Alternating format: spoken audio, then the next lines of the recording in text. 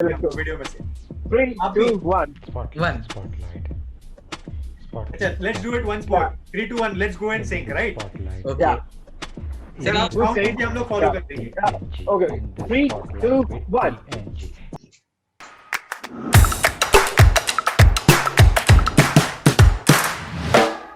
Hello and welcome to In the Spotlight with TNG. And today's spotlight will be on Mr. Nainesh Kansara, popularly known as Mr. Naine, Thank you. dancer Naine. Thank you, Bhavesh. Thank you so much. ये नैनेश जी और mister नैने एक ऐसे dancer है जिन्होंने बहुत सारी countries में perform किया है, जैसे Singapore, Spain, Dubai, Bahrain, Morocco etcetera etcetera.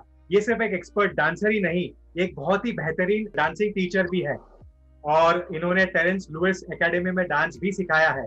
अब खुद भी ये डांस सिखाते हैं और बहुत ही अलग अलग वेराइटीज में सिखाते हैं. तो नैनेश जी, कैसे हो आप? मैं बहुत ही बढ़िया हूँ और मैं सबसे पहले थैंक यू कहना चाहता हूँ आप सबको. Thank you so much for inviting me. Thank you, sir. Sir, हमारा प्लेजर है. Thanks a lot for coming and joining us. Thank you. अच्छा, नैने जी, हम आपसे सबसे पहले तो ये पूछना चाहते हैं कि आप हमेशा से डांसर ही बनना चाहते थे या कुछ और था प्लान में? कैसे डांसर कैसे? सही में कहूँ तो मैं सबसे पहले कुछ और बनना चाहता था. मैं कंप्यूटर टीचर बनना चाहता था क्योंकि मुझे कंप्यूटर में बहुत ही इंटरेस्ट था. हमारे जमाने में जब मैं 10th में था तब हम लोग को क्यू बेसिक लैंग्वेज स्टार्ट हुआ था हमारे स्कूल में. जो बेसिक लैंग्वेज बोलते हैं, जो क्यू बेसिक है, वो जब स्टार्ट हुआ था मुझे उससे पहले आता था. जो लैंग्वेजेस नई नई आई थी, डबल सी लैंग्वेज है, ट्रिपल सी लैंग्वेज है, मुझे जब 10th स्टैंडर्ड में था तब से मुझे आ रही थी वो लैंग्वेज. और उस टाइम पे लोगों को वो लैंग्वेज समझ में नहीं आती थी कि भाई क्या है ये, क्या है कोडिंग, ये सब किसी को समझ में नहीं आ रहा था. और मेरे स्कूल में जब टीचर्स होते थे तो मैं कंप्यूटर टीचर बनता था. तो मुझे तब से ऐसा लगा था मैं कंप्यूटर टीचर बनूंगा या फिर कंप्यूटर में कुछ आगे सॉफ्टवेयर इंजीनियरिंग या हार्डवेयर इंजीनियरिंग सब कुछ बनूंगा. तो यस, मैं सबसे पहले मैं ऐसा कुछ नहीं था कि मैं डांसर बनूंगा. मेरा था कि मैं एक कंप्यूटर टीचर बनूंगा या फिर सॉफ्टवेयर इंजीनियर बनूंगा. अच्छा, nice. So computer software engineer teacher से डांसर कैसे गए? How did it all got together? ये कैसे? हाँ, तो सबसे स्टार्टिंग में मुझे याद है 12th में था मैं. I was 18 years old. तो एक टीचर आए डांस के स्कूल में सिखाने के लिए. वो बोलते हैं ना 26 जनवरी को स्कूल में परफॉर्मेंस करना पड़ता है, वंदे मातरम पे और ये सब पे. तो मैं जो क्लास के टीचर थे उन्होंने मुझे चूज किया कि आप भी डांस में जा रहे हो, आप भी कर रहे हो. मैंने बोला मुझे नहीं करना है. मैं इतना पढ़ा भी नहीं था. ओके, बट मैंने बोला क्यों डांस नहीं करना है, अच्छा खासा मेरा पीटी चल रहा है, कंप्यूटर चल रहा है, करते रहो. तो सर ने बोला चलो 26 जनवरी है, स्कूल में परफॉर्मेंस करना है, चले गए. बाद में जो मेरा पहला गाना था ए आर रहमान का वंदे मातरम, मुझे इतना चस्का लगा उसका डांसिंग का. उसके बाद जो टीचर सिखाना था उसके क्लास मैंने ज्वाइन किए मेरी सिटी में. वहां से आगे बढ़ता गया. उसके बाद 1-2 साल के बाद 3 साल के बाद मुझे लगा, सीरियस लगा कि हाँ यार मुझे डांस में जाना है. सही है. सो ये तकरीबन कौन सा एज होगा जब आपने डिफाइन किया career defining as? 18 years. 18 years पे you knew what you wanted to do. That's fantastic. Yeah. Wow. So it doesn't come easy, guys. 18 साल पे इन्होंने डिसाइड कर लिया था उनको क्या करना था करके. अच्छा, जब आपने ये डिसाइड किया तो ये एक प्रोफेशनल मतलब अलग लाइन है, right? In our society, in Indian society, actor हो, डांसर हो, आर्ट हो, तो एक क्वेश्चन आता है फैमिली की तरफ से कि यार क्या कर रहा है तू श्योर है? तो ये ऐसी कोई डिफिकल्टीज आपने फेस की थी लाइफ में? Of course 100%. अब मैं सिर्फ मेरी बात नहीं करूंगा, मैं हर एक आर्टिस्ट की बात करूंगी. अपने इंडिया में जितने भी आर्टिस्ट है ना, 95% आर्टिस्ट को ये होता ही है, ये प्रॉब्लम होता ही होता है. मैंने अपना घर छुड़ाया डांस के लिए. My family, my mama, my बुआ जी एंड ऑल पीपल लाइक क्या कर रहा है तू, किसमें जाना है, क्या कर रहा है तू, जॉब देख ले, तूने बीसीए कंप्लीट किया है, अच्छी जॉब मिल जाएगी 25,000 की. Oh my God, all my nerves came around and I was like, एक ही चीज कि करना है तो करना ही है। तो बस मुझे अभी तक एक चीज बहुत ही अच्छी चीज याद है। मेरी फैमिली में से आई थिंक कोई 5% होंगे जिन्होंने मुझे सपोर्ट किया था। One of my mother and one of my best friend, जो अभी भी है मेरी बेस्ट फ्रेंड। ये दो लोगों ने मुझे डांस में सपोर्ट किया है। लेकिन आज के टाइम पे जिस लोगों ने मुझे बोला था कि तू क्या करेगा क्या करेगा, दे वर लाइक वेटिंग कि नैने सभी मेरे घर पे आए मिलने के लिए। मेरा बेटा मेरा बच्चा मेरे घर पे आए, यहाँ पे एक दो दिन गुजारे, यहाँ पे खाने के लिए आए। वाओ। सो ये टाइम पे जब लोग आपको बोल रहे थे कि क्या कर रहे हो भाई, मतलब क्या है, क्यों, तो एक नेगेटिव फीलिंग तो आई होगी आपके दिमाग में। यस यस, तो बहुत सारे। उसको आपने कैसे टैकल किया, मतलब exactly how did you overcome that challenge? दो बातें हैं इसके अंदर। एक सबसे पहली बात है, मैं कहना चाहता हूँ मेरी एक्स गर्लफ्रेंड, मैं सही में उसको मेंशन करना चाहता हूँ यहाँ पे। वो बहुत ही बड़ी सपोर्ट रही है मेरी इस जर्नी में। 18-19 का तभी मुझे प्यार हो गया था उससे, और हम लोग बहुत ही अच्छे फ्रेंड भी थे पहले। एंड शी वाज लाइक, उसको पता था यार कहीं ना कहीं कि मैं इसमें बहुत कुछ आगे जाऊंगा। तो उसने बहुत बड़ा सपोर्ट किया था मुझे एवरी टाइम। जब भी मुझे कुछ नेगेटिव बोले थी उसने बहुत ही ज्यादा, इवन मैं कह सकता हूँ आज यहाँ पे इंटरव्यू, और मैंने बहुत टाइम फेसबुक पे कहा भी है मेरे अकाउंट में, कि अगर आज मैं यहाँ पे हूँ तो उसका बहुत बड़ा हाथ है, बहुत ही बड़ा, मेरी एक्स का। तो thanks to her and my some friends. उन लोगों ने बोलते हैं, पुराने फ्रेंड्स कभी आपका साथ नहीं छोड़ते। अच्छा। तो मेरे फ्रेंड्स है जो यहाँ पे अपनी गड्डी चलाते हैं, कोई इंजीनियर है, किसी की दुकान है, तो उन लोग का सपोर्ट मेरे साथ बहुत था आगे बढ़ने के लिए। बहुत सपोर्ट किया उन लोगों ने मुझे। सो दैट्स द रीजन जो मुझे आगे खींच गया। बाकी अगर कोई आर्टिस्ट अपना दिल से चाहता हो कि वो आगे बढ़ना चाहता है, तो कोई नेगेटिव फीलिंग उसको रोक नहीं सकती। एक फोकस लेके चलेगा वो बंदा, और सक्सेस होगा ही होगा। ये सब आर्टिस्ट के अंदर होता है। तो आई थिंक मेरे को खुद को मैं क्या प्लस पॉइंट नहीं दूंगा, मैं प्लस पॉइंट दूंगा मेरी एक्स को, मेरी गर्लफ्रेंड को, और मेरे फ्रेंड्स को। This is amazing. So basically कोई ना कोई हमारी लाइफ में होता है, जैसे कि आपके फ्रेंड्स हैं और आपकी जो गर्लफ्रेंड थी वो, तो ये बहुत ही इंपॉर्टेंट मैसेज है कि दोस्त और people outside the family are also very important. We should always treat everyone equally. ऐसा नहीं कि भाई दोस्त है मतलब करके छोड़ दिया, क्योंकि वो लोग के कारण हमारे करियर बिगड़ते भी है और बनते भी है। बनते भी है। सो So ये true, बहुत ही so true, अच्छा भाई। मैसेज था आपका सर। अच्छा सर, ये ये बात करके तो बहुत अच्छा लगा। अब हम थोड़ा आगे जाते हैं एक नए नेक्स्ट सेगमेंट में, जहां पर सरिता जी आपको कुछ रैपिड फायर क्वेश्चंस पूछेंगे। तो Oh सरिता no. जी, over to you, rapid fire question. मैं आपको ये रैपिड फायर क्वेश्चंस जो है, ये जो सेगमेंट है, यहाँ पे आपको मैं फ्यू क्वेश्चंस पूछूंगी, जिसमें आपको चूज करना होता है एनी वन। तो नैने सर, आपका पहला सवाल है, who is the better dancer, Terence, Rajiv Surti? Choose any one. Rajesh Surti. आपका second question, if you had to choose any one, which is the best place, Mumbai और नवसारी? मुंबई। थर्ड क्वेश्चन आपका है, out of many trips, which trip was memorable? आप वैसे कि आपने बहुत सारे ट्रिप्स किए थे अब्रॉड में, तो आपका कौन सा मेमोरेबल था एक ट्रिप आपका? दुबई। एंड यहाँ पे आपका फोर्थ क्वेश्चन आता है, if you had to choose any one, तो आप क्या चूज करेंगे, एज अ कोरियोग्राफर और performer, live dancer? As a performer, live dancer. ये आपका क्वेश्चन शायद आपको शायद डिफिकल्ट लगे। ये क्वेश्चन है बेस्ट मेल डांसर। आपको मैं कुछ नेम्स दूंगी, Hrithik Roshan, Govinda, Tiger Shroff and Mithunda. Choose any one. Mithunda. Mithunda. Now the question is best female dancer. Yeah. First one is Madhuri Dixit. Second is Aishwarya Rai. Third is Shraddha Kapoor. And fourth is Deepika Padukone. मधुर दीक्षित। मुझे लगा ही था वही बोलेंगे। अगला सवाल है आपका, Who do you think adapts better? Dance को ज्यादा अडेप्ट कौन कर लेता है, फीमेल और male? Choose only one. Male. Okay. अब ये सब लेडीज सुन रहे हैं सर, ये सब सुन रहे हैं अभी आपका answer. And the other question is, अगर आपको किसी एक को चूज करना हो तो कौन होगा, प्रभुदेवा और रेमो डिसोजा? प्रभुदेवा. प्रभुदेवा. ओके.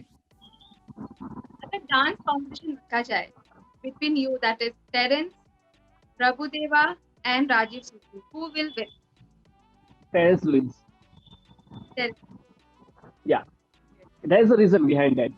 मैंने एज अ परफॉर्मर ने राजीव सुती को चुना क्योंकि आई लाइक हिज एनर्जी. अगर आप उसका परफॉर्मेंस देखोगे, लाइव परफॉर्मेंस, तो उसकी एनर्जी जो पीछे डांसर होता है ना उससे भी ज्यादा होती है. अगर आप बीच में डांस करो, मेन रोल डांस करो ना, तो वो सिर्फ स्वैग और स्टाइल से खेलता है. पीछे वाले लोग होते हैं जो बैक डांसर, वो लोग एनर्जी ज्यादा निकालते हैं. जब राजीव सुती परफॉर्म करता है तो तुम पीछे किसी को नहीं देखता. वो बड़े भी है, एनर्जी भी बहुत ज्यादा है उसके, और बहुत लाउड है वो. अगर वो सिंपल हाथ भी ऐसे करें तो सब बड़ा दिखेगा वो.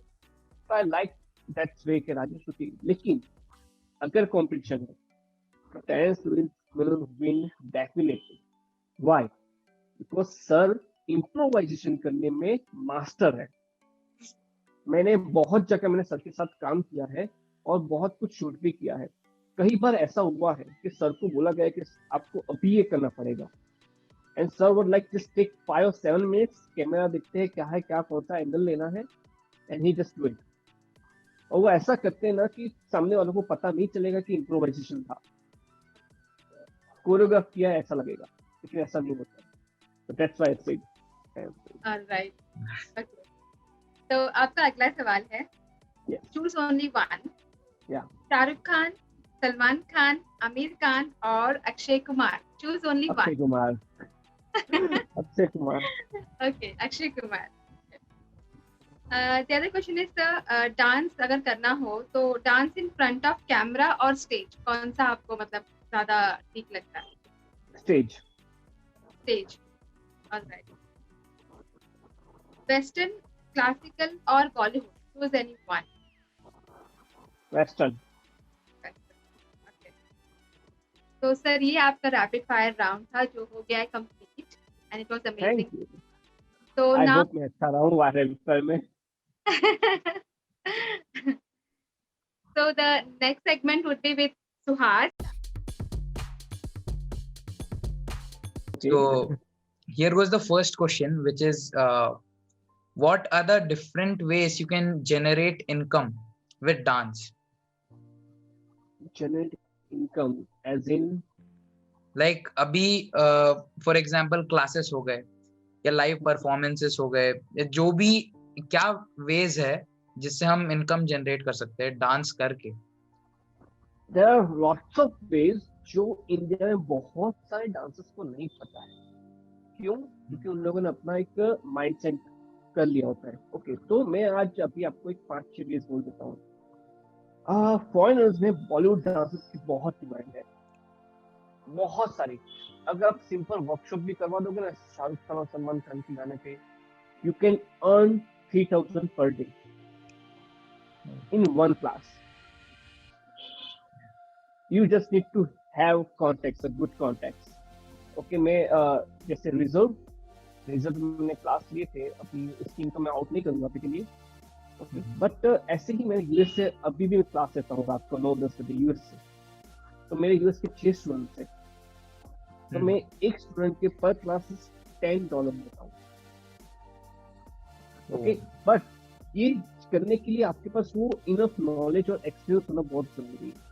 Okay, the other way dancer can earn money. Okay, there are wedding shows. अपने इंडिया में एक चीज ऐसी है जो कभी खत्म नहीं, वो है वेडिंग्स. ओके, और वेडिंग्स ऐसी चीज है ना जो हजारों लोग को काम देती है. आर्टिस्ट, मंडप वाले, बैंड वाले, सिंगर्स, दुपट्टे वाले, वो ढोल वाले, डीजे वाले, स्टेज वाले, लाइटिंग वाले, फैन वाले, कुर्सी वाले, सबको काम मिलता है उसके अंदर. और सब पैसा का टेम्पो वाले, हर कोई काम करता है. तो डांसर्स वहां से भी अच्छे खासे पैसे कमा सकता है, क्योंकि वेडिंग एक ऐसी सीजन है जो बड़े आदमी लोग होते हैं वो अपने सब ब्लैक मनी कैश में देते हैं. Okay, you can cut this, okay? But this is the truth. Okay, this is my experience. This is the truth. The third, dancer can earn money. Sir, अभी जो नया हुआ है उसको कहते हैं अंडरग्राउंड बैटल्स. तो अभी बहुत सारी अंडरग्राउंड बैटल्स जो होती है, ओके, वहां से भी क्या करता है कि जो नए जो बड़े बड़े क्लब्स होते हैं मुंबई के, वहाँ पे सालसा नाइट्स होती है, हिप हॉप नाइट्स होती है, वहाँ डांसर्स परफॉर्म करते हैं. जो अच्छे ग्रुप होते हैं, सालसा कपल्स होते हैं, मतलब वहाँ पे उन लोग को पैसे कमाने का चांस है.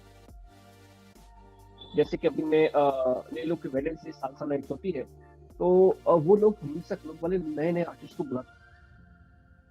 तो उस दिन वेडनेसडे क्लब में सिर्फ सालसा म्यूजिक बजता है और सब सालसा ही और बचाता ही करते हैं. लोग इम्प्रोवाइज करते हैं, नाचते हैं, लेकिन सालसा और बचाता ही चलता है. और उसके बाद एक टाइम आता है हाफ टाइम के बाद, और एंड में 2 परफॉर्मेंस होती है सालसा की, जो आर्टिस्ट पहले से ही इस लाइन में होते हैं, जो डांसर्स होते हैं. वैसे ही हिप हॉप नाइट्स भी होती है, बॉलीवुड नाइट्स भी होती है. तो अभी नया ट्रेंड चल रहा है कि इस जरिए डांसर्स को मौका मिलता है लोगों को तरफ. ओके, सेकंड थिंग, मॉल्स में बहुत चल रहा है आजकल. वहाँ पे डांसिंग चल रही है. कुछ क्रिसमस इवेंट हो गई, न्यू ईयर इवेंट हो गया. और इसमें ही दूसरी नई चीज आई है कि अगर आप पर्टिकुलर आपका कुछ ग्रुप हो डांसिंग का, और तो साल में एक बार वो लोग क्या करते हैं कि फ्री डांस सिखाते हैं. जो बच्चे बहुत गरीब होते हैं, डांस नहीं सीख पाते, पैसे नहीं है. बेसिकली मैं एक ग्रुप के साथ जुड़ा हुआ हूँ, कॉन्ट्रैक्ट बेस पे नहीं जुड़ा हूँ, लेकिन एज अ फ्री डांसर. जब भी वो लोग ये काम करते हैं, मैं उनके साथ ये काम करता हूँ. तो हम लोग साल में एक बार बेसिकली मार्च और अप्रैल में हम लोग क्या करते हैं, 15 दिन उन लोग को डांस सिखाते हैं. और बिलीव मी, 600 से 800 बच्चे आते हैं उसके लिए. और हम लोग कोई पर्टिकुलर प्लेस नहीं रखते हैं, हम लोग उनके एरियाज में जाते हैं. उसके एरियाज में एक हॉल या एक पेड़ के नीचे एक जगह होती है, वहाँ पे 50, 60, 70, 80 बच्चे लोग आते हैं, हम लोग वहाँ सिखाते हैं. बाद में हम क्या करते हैं, उन सबको एक मॉल में एक डेट पे इनवाइट करते हैं, क्या सबको यहाँ पे आना है. और इस जगह वो सब पे जो ऐड करते हैं क्या एक परफॉर्मेंस होने वाली है इस जगह, इस मलाड मॉल में, ऐसा वैसा. और हम लोग वही सब टी शर्ट पहन के चला तो परफॉर्म करते हैं. वहां से हम लोग को काम मिलता है. सर मतलब फ्लैश मॉब ऐसे परफॉर्मेंसेस के बारे में बात कर रहे हैं. You can say flash mob, summer camps और विंटर कैंप्स, बहुत सारे कैंप होते हैं.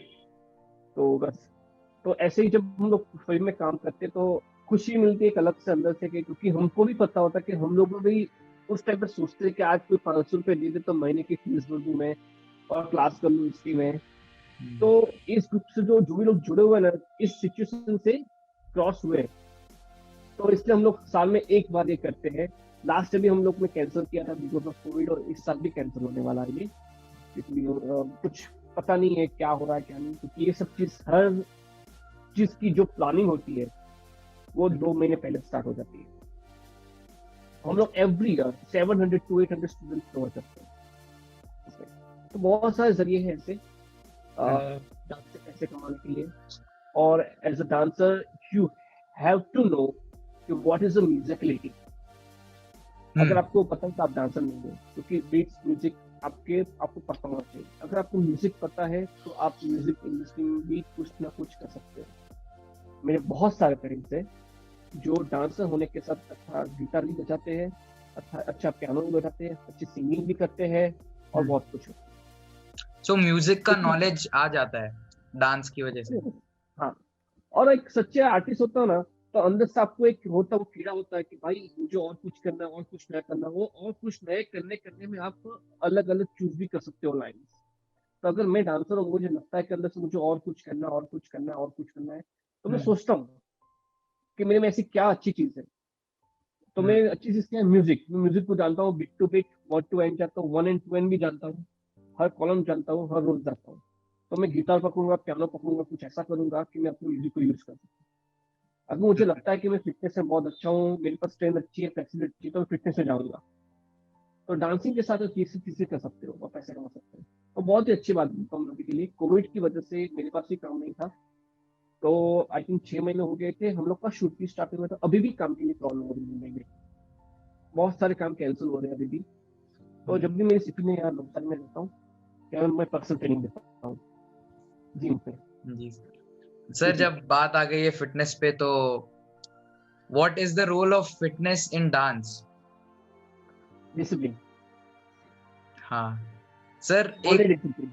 हाँ, तो इसी पे एक और क्वेश्चन, अगर फॉर एग्जांपल मोटे लोग हैं या जो लोग हैं, वो लोग जो लोग फिट नहीं है, वो लोग भी मतलब डांस करते हैं, और मतलब बहुत फेमस लोग भी हैं जो ऐसे होकर भी डांस करते हैं और काफी अच्छा डांस करते हैं, तो आपकी उन पे राय क्या है?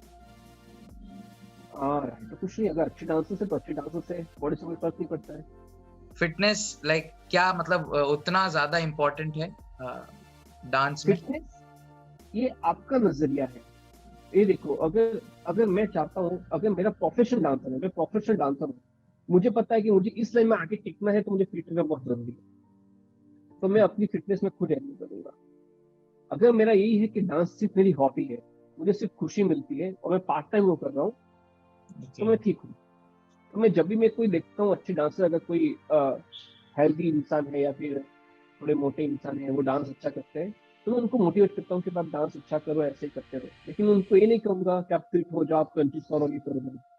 हाँ ओके। वो उसकी वहां पे हैप्पी है, वो अपनी जगह पे हैप्पी है, लाइक जी सर। अगर मैं फिटनेस ट्रेनर हूँ और कोई मेरे को बोलता है कि भाई मुझे पतला करना है, तो I will so strict, so strict. तो ये नजरिया है। गणेश आचार्य को देखो, उसको भी एक टाइम पे पता चल गया सर को कि कुछ ना कुछ, देखो उन्होंने इतने साल कुछ नहीं किया, सर ने, गणेश आचार्य ने कुछ नहीं किया इतने साल तक, लेकिन एक टाइम के बाद उनकी एज हुई, उनको पता चला होगा कि शायद अभी मुझे कुछ करना चाहिए, तब जाकर उन्होंने वेट कम किया। या तो सर, प्रोफेशनल हो तो फिटनेस में आपका रहना बहुत इंपॉर्टेंट है। अगर प्रोफेशनल नहीं हो, आप जो भी हो बहुत अच्छे हो, आपको अंदर से अपने लिए खुशी है, तो सब ठीक है। जी सर। सर आप कैसे फिट रहते हैं? आपकी फिटनेस का राज बताइए। मैं बहुत डिसिप्लिन रहता हूँ खाने में। बस आई थिंक यही एक पॉइंट मैं कह सकता हूँ, मैं बहुत ही ज्यादा डिसिप्लिन रहता हूँ। मेरे घर वाले सोचते हैं कि तू क्या खा रहा है, क्या नहीं खा रहा है, वो लोग रोते हैं, लिटरली वो लोग रोते हैं कि कुछ खा ले ऐसा करके। तो आई थिंक मैं वही कहूँगा, सिर्फ डिसिप्लिन है। मैं खाने में बहुत ध्यान देता हूँ। अभी मैं मुंबई जाता हूँ, मेरा जिम बंद है, आई विल मेक श्योर कि इनफ प्रोटीन जाए मेरी बॉडी में, और बाहर का खाना मत खाऊं। मेरे घर वाले के साथ, फैमिली के साथ बाहर खाने जाता हूँ ना, तो मेरे को सोचना पड़ता है कि आज जाए कि नहीं जाए, संडे है कि नहीं है, कल मुझे क्या करना है, क्या नहीं करना है।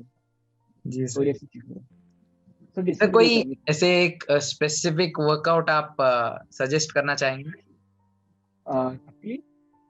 Specific type of workout like for whom, like for you or for general people? For generally जो भी। Running is the best. Walking and running is the best for general people. Okay Walking and running is the best. Okay walk करेंगे, आपका खाना भी digest होगा, blood circulation होगा। Running से आपका जो एक्स्ट्रा फैट है वो भी बंद हो जाता है, और ब्लड सर्कुलेशन कंटिन्यू होता है। That's it. या सर।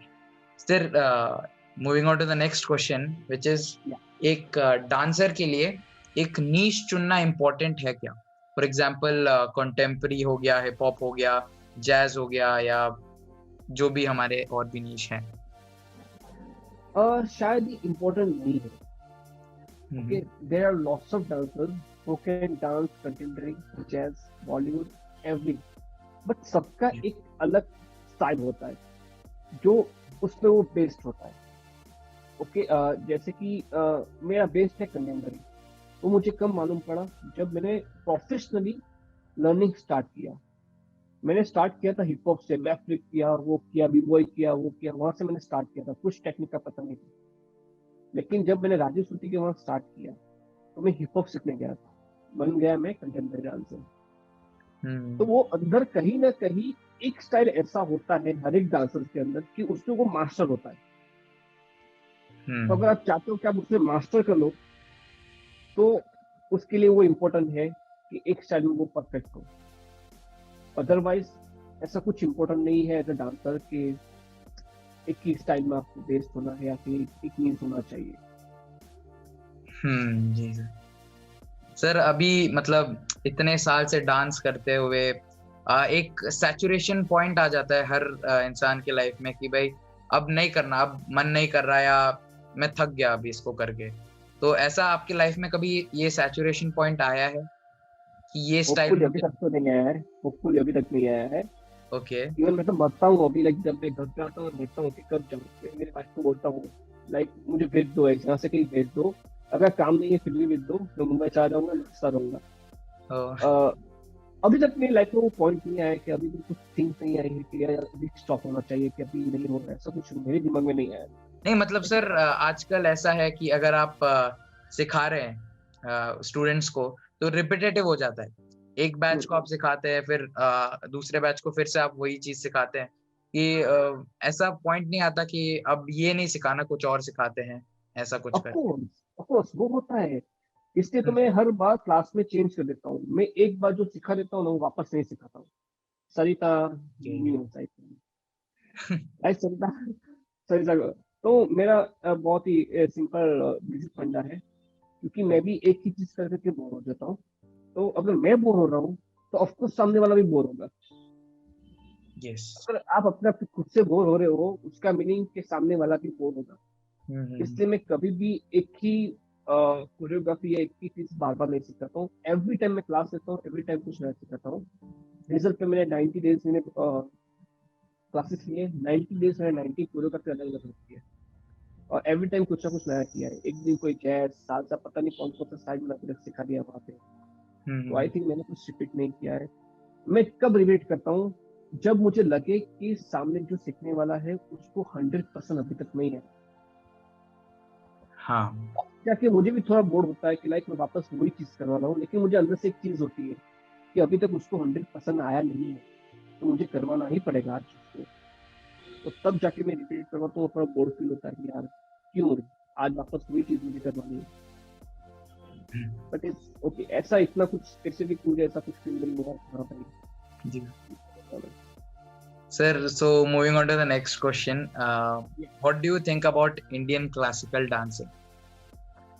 मैं कुछ ज्यादा सोचता नहीं हूँ ऑनेस्टली, लेकिन मैं इतना जानता हूँ एज अ डांसर, जितना मुझे नॉलेज है बाकी सब स्टाइल्स का, इंडियन क्लासिकल जो स्टाइल है उसका बेस हर एक डांसर्स के लिए बहुत जरूरी है। जब मैंने जैज, सालसा, बैले ये सब सीखा था, तब मुझे इंडियन क्लासिकल का बेस यानी कि बेसिक नॉलेज मुझे पता था। तो तब जब मैंने सीखा तो मुझे लगा ये तो सब यहाँ इंडिया से निकली हुई चीज है शायद। अच्छा।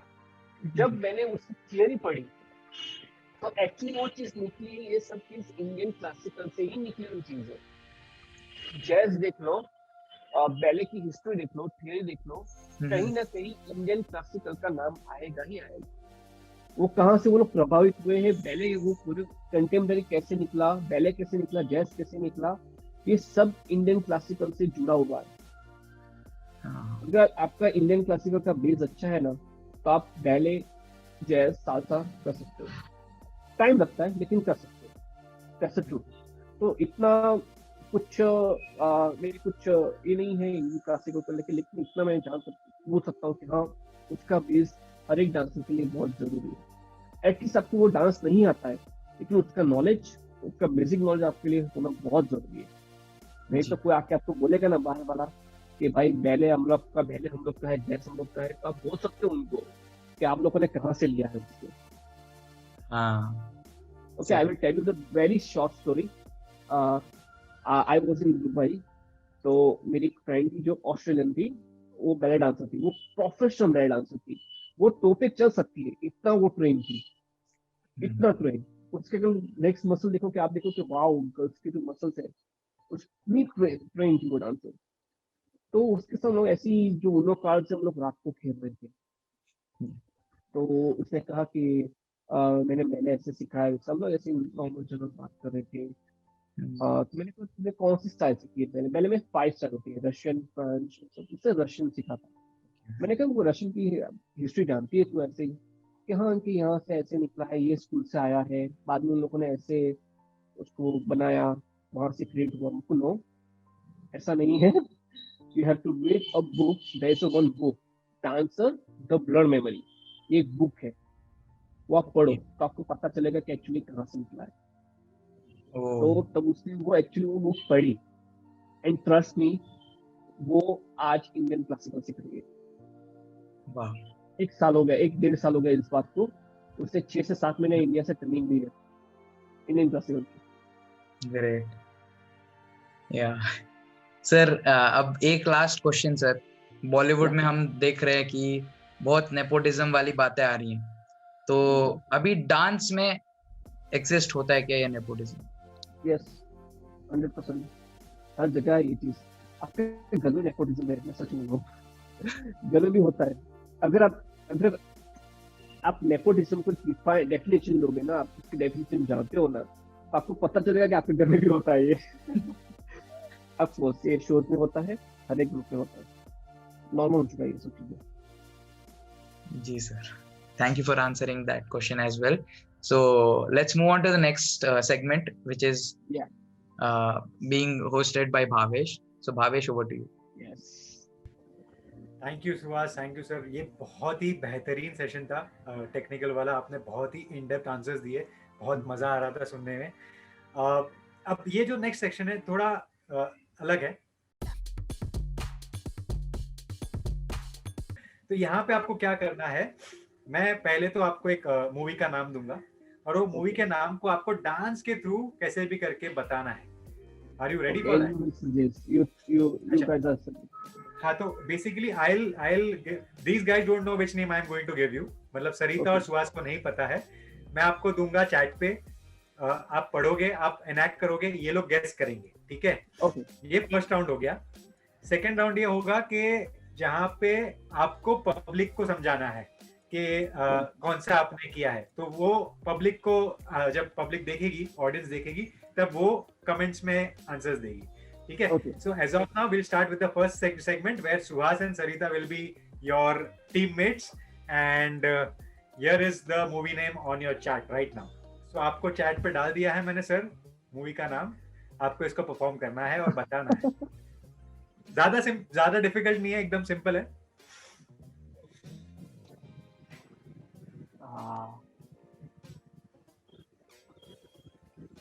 ओके,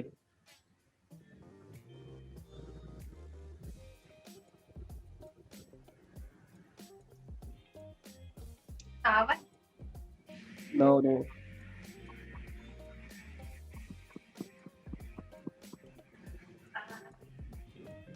यार ये तो पता था। I can give some points or that, ऐसा कुछ। क्या बोल रहे हो आप सर? मैं कुछ उन लोग को बोल के कुछ कर सकता हूँ। Not stable movie है, but दमशराट sort of सर, वो अभी नहीं, वो आपको 1 मिनट के बाद मौका मिलेगा अगर नहीं करते आप डांस से। तो एक स्टेप सॉन्ग में है, एक स्टेप है किसी सॉन्ग में है, सॉन्ग में।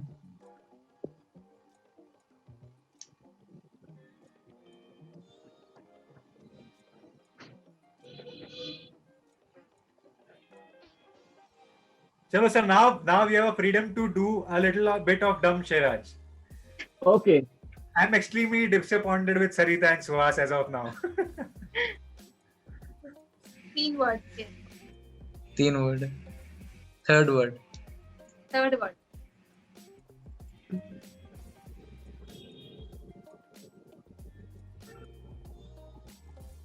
2-3।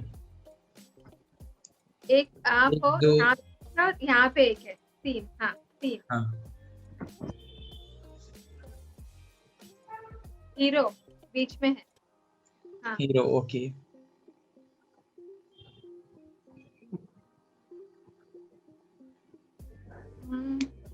ये दिल चाहता है, दिल चाहता है।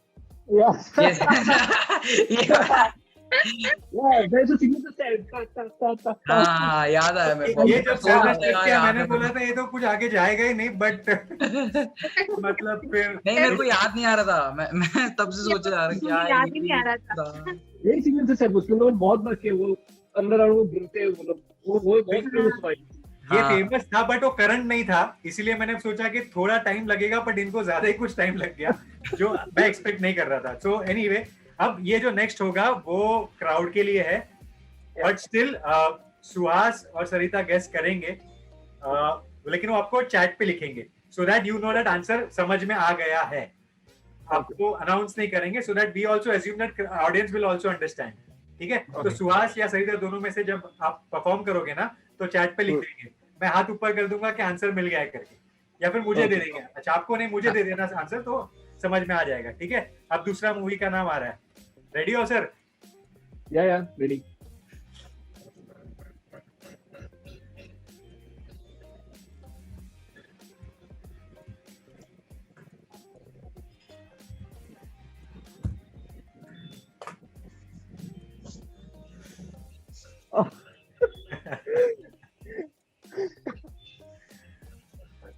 Okay.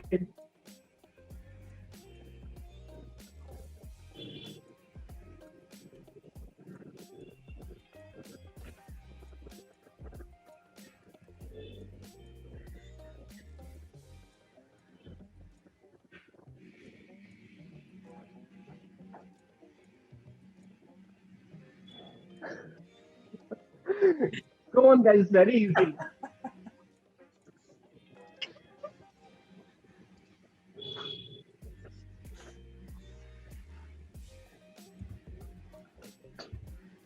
Come on, guys, it's very easy.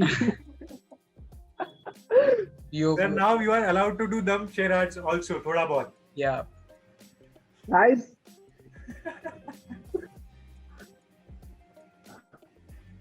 Sir हम लोग बोलेंगे नहीं, हम लोग चैट में लिख देंगे। हाँ।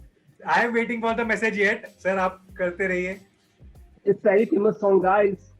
सर मुझे पता चल गया। मैंने लिख दिया चैट में। Very nice. Suhas, very nice. Sarita, I am very disappointed. आपने कैसे नहीं guess किया? But anyway, thank you very much, sir. It was. I hope you enjoyed this segment. Yeah. So. Thank you. ये audience को guess करना है। हाँ, ये ऑडियंस को गेस करना है। तो ऑडियंस जो इन्होंने सेकंड परफॉर्मेंस दिया है, ये कौन सा मूवी है या फिर कौन से मूवी के मूव्स है या कौन सा सॉन्ग है, ये आपको गेस करना है और कमेंट सेक्शन में रिप्लाई देना है। और याद रखिएगा, ये जो आंसर देंगे आप लोग, उसमें से कोई भी एक लकी विनर होगा। 3 क्वेश्चंस पूछेंगे शो के बारे में, शो के अंतिम में, और वो तीनों के आंसर आप सही सही दोगे नैने जी के बारे में, तो आपको एक गिफ्ट हैम्पर मिल सकता है। So please do comment. अच्छा sir, thank you very much. आप बैठ जाइए, आप आराम से रिलैक्स कर दीजिए। अब सर आपसे थोड़ी मेहनत करवा ली, माफी मांगते हैं, बट हमें आपकी डांसिंग स्किल्स देखना भी था और लोगों को दिखाना भी था कि आप क्या पिकअप करते हो, कैसे करते हो, इमेज कैसे करते हो करके।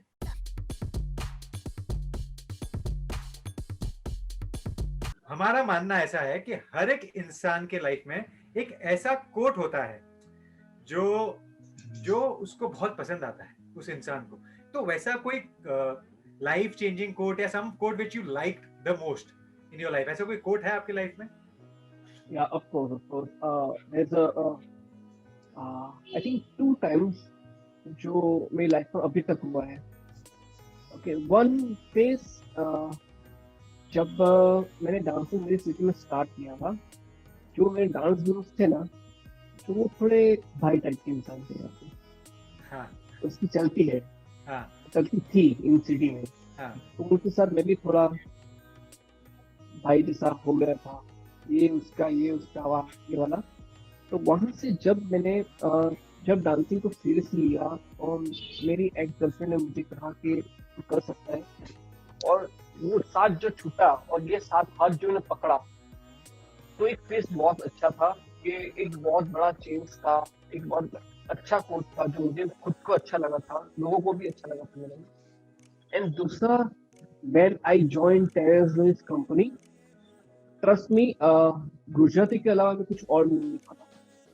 हिंदी में मेरे वर्ड्स गलत होते थे, इंग्लिश तो भूल ही जाओ कि सामने वाला क्या बोल के चला गया, ट्रस्ट मी। और शायद प्रोनाउंसिएशन में बहुत सारी गलतियां होती थी। आई थिंक अभी स का प्रॉब्लम है मुझे, लेकिन I always work on my self.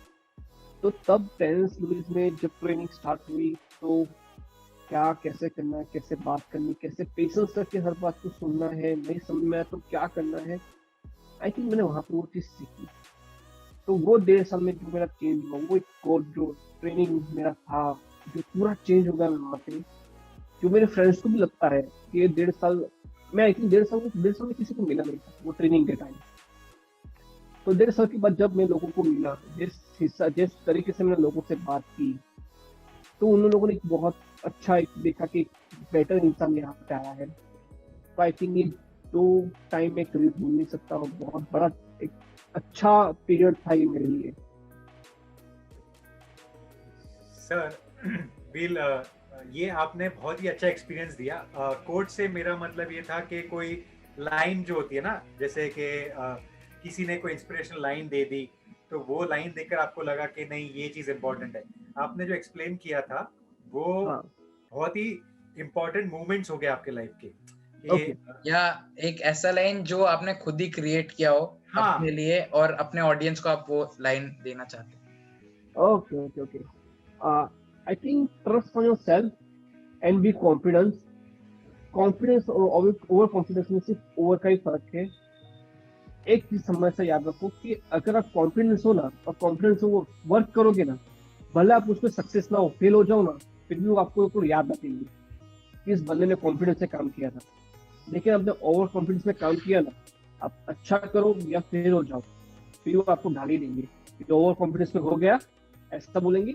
अगर नहीं हुआ, ओवर कॉन्फिडेंस में चला गया, देखा। हाँ, तो ट्रस्ट ऑन योरसेल्फ और बी कॉन्फिडेंस। कॉन्फिडेंस से ऊपर कहीं मत जाना। Basically the quote is be confident. Be confident, trust on yourself. सही है सर। अब वापस से आपने जो अभी बोला था इसके पहले, दो करियर चेंजिंग मोमेंट्स आप फिर से बोल सकोगे? मतलब क्योंकि वो थोड़ा अटक भी रहा था। तो करियर चेंजिंग मूवमेंट्स, जैसे कि आपने वो स्टोरी बताई भाई वाली और ये पेरेंट्स वाली, करियर चेंजिंग मूवमेंट्स है। Career changing movements 2 time I थी। सबसे पहली बार जब मैंने यहाँ पे डांस स्टार्ट किया था मेरी सिटी में, तो मेरे जो गुरु थे वो थोड़े भाई टाइप के इंसान थे।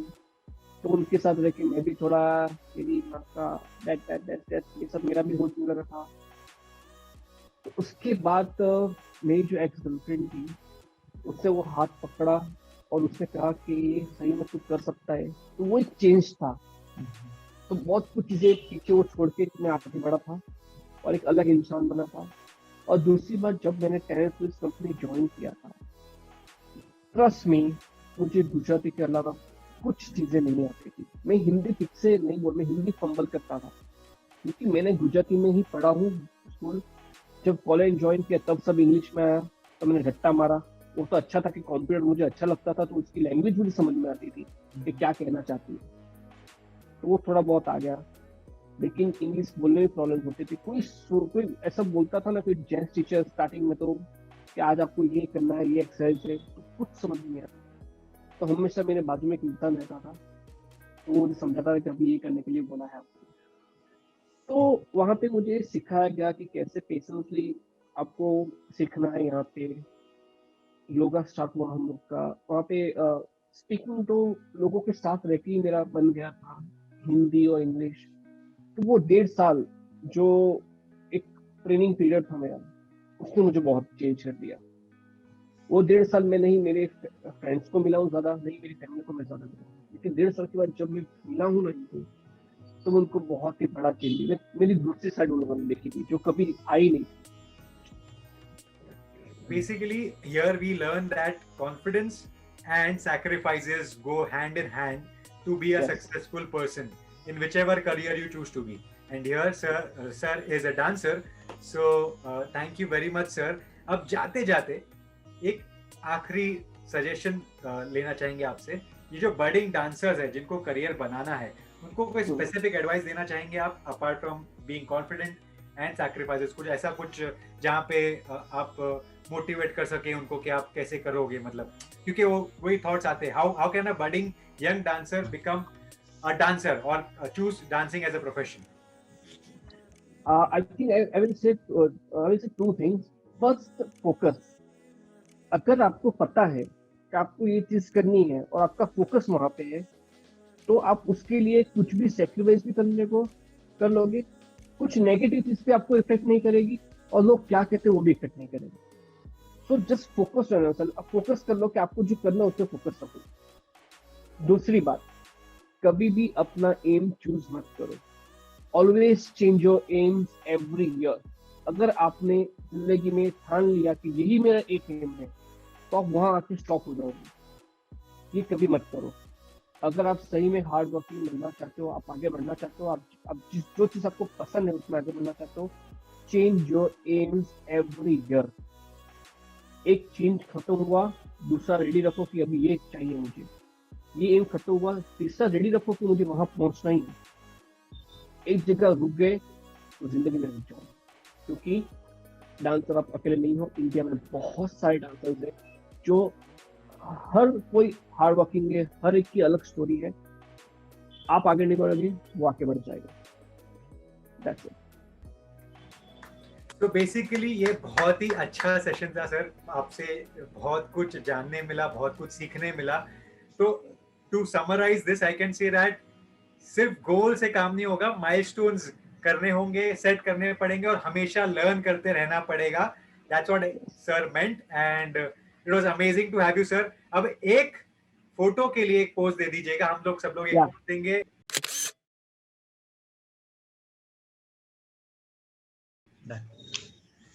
अच्छा, और एक कोई फेवरेट डांस पोज है क्या आपका, जो स्टिल पोज होता है ना, ऐसे कुछ, तो जैसे शाहरुख खान का ऐसा है, वैसे आपका कोई पोज है क्या जो आप जाते जाते करना चाहोगे, हम लोग को दिखाना चाहोगे ऐसे कुछ? फिर हम भी रेप्लिकेट करेंगे, हम लोग भी रेप्लिकेट करने की ट्राई करेंगे, कुछ एक पोज कोई भी। मेरे 2-3 है, लेकिन अभी के लिए फेवरेट मेरा डैप है। नाइस। 3, 2, 1।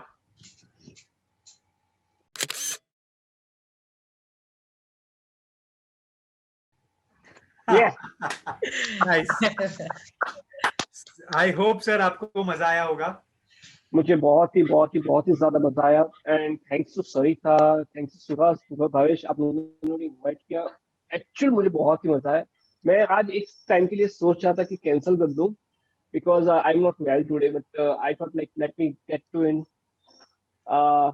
मुझे एक अलग सी पता नहीं है, सुबह से फीलिंग आ रही थी कि लाइक मजा आएगा, क्योंकि आज दिन पूरा दिन मैंने नहीं वर्कआउट किया, नहीं डाइट किया, कुछ नहीं किया। कल रात से मेरी तबीयत ठीक नहीं थी, तो मुझे लगा कुछ तो होना चाहिए पूरे दिन में, कुछ तो अच्छा होना चाहिए। आई थिंक ये चीज अच्छी थी मेरे लिए। तो सर आपको अच्छा लगा, आपके मुंह पे स्माइल आ गई, उससे ज्यादा हम लोग क्या एक्सपेक्ट कर सकते हैं। Thanks to you guys. Thank you very much sir. Thank you.